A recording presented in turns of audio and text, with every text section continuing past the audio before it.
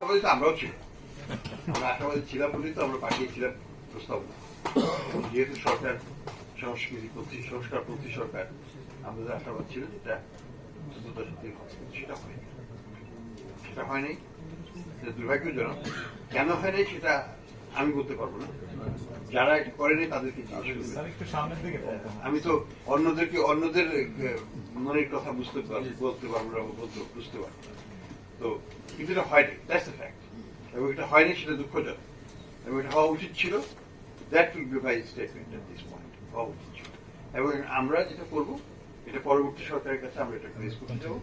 আমরা মনে করি যে এটা যৌক্তিক, এবং শুধু যৌক্তিক জাতীয় স্বার্থে এটা করা উচিত, যে সব সরকারেরই করা উচিত। এবং এটা করা উচিত কেন হচ্ছে যে এটা না করলে পরে যে জিনিসগুলো আমরা দেখেছি, যে ধরনের লুটতরাজ ব্যাংকিং খাতে হয়েছে, যে ধরনের ব্যাংকিং খাতে যেভাবে ব্যবহার করা হয়েছে, সেই প্রবণতাটা আবার ফিরে আসতে পারে। এবং এটাকে আমরা পার্মানেন্টলি একটা ঢাল হিসেবে ব্যবহার করে প্রতিহত করতে হবে। সেই জন্য এই বাংলাদেশ ব্যাংকে এই অটোনমিটা খুবই প্রয়োজন, এবং পৃথিবীর সব সেন্ট্রাল ব্যাংকই একইভাবেই প্রোটেক্টেড হয়।